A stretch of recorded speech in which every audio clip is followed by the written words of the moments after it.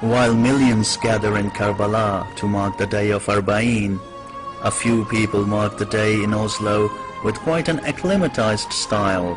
It's very cold here, it's Oslo, and it is, I think, it feels like -5. What we're doing is that we're handing out free cups of hot chocolate to people.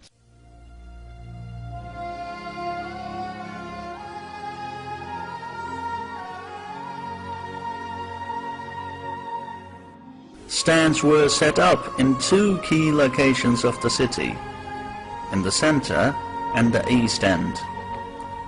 They got their inspiration from an Arizona-based group who came up with the idea of water for Ashura.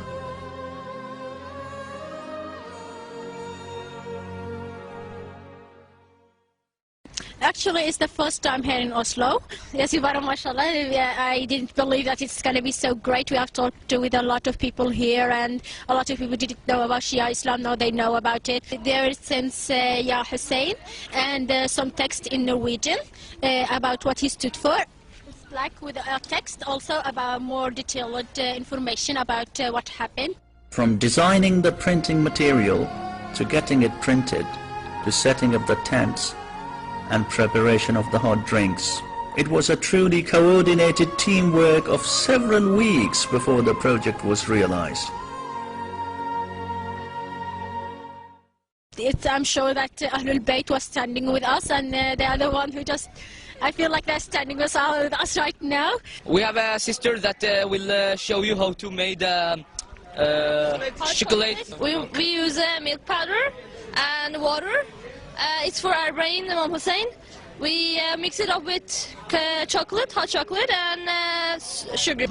It's a very nice feeling because when you're standing here doing this, I just remember how Radi' didn't get milk. I remember how Ruqayya was thirsty and how Sayyidah Sukaina was thirsty, and here we prepare milk and we give to people in this cold, and they lived when it was very warm there and they didn't get water. So and I'm really happy that people, when they drink those drinks, they think like, why did we get this? And they read these tickets or these flyers and I hope they'll get what we're trying to tell them. I really hope so. After our Prophet, peace be upon him, died, unfortunately, bad people took over power in the Muslim world. They started to oppress people in the name of Islam. Unfortunately, we still see that today, that this happens. I just want to make the people know about Imam Hussein and the Arba'in, and let people know everything about him, because it's something that is wrong that people think about Imam Hussein, and we don't want that to happen. No, we're here to spread the word of Imam Hussein, to tell everybody what Islam is and what Imam Hussein did. And we want to just not spread this to our Sunni brothers and other brothers. We want to spread this to the Norwegian people so they know about Islam.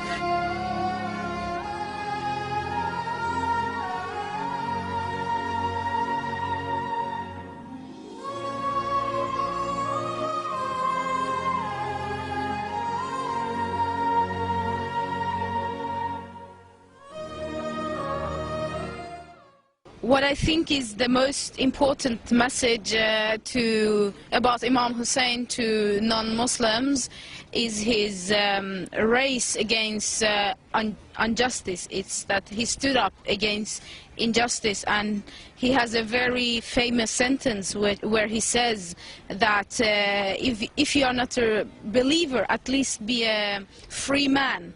And that is something about Imam Hussein that inspires me, and for me today I think his message is to take side on what is justice, and that it's not necessarily a person who is dressed in the religious clothing that is the just person. He can be an antichrist. So Imam Hussein, he gave everything for the values of Islam, the values of humanity, and today we are facing the same thing, that people, they come in the Islam's name and they spread extremism, they spread terrorism, they spread bad things, bad values that Prophet Muhammad ﷺ and the Quran didn't came with.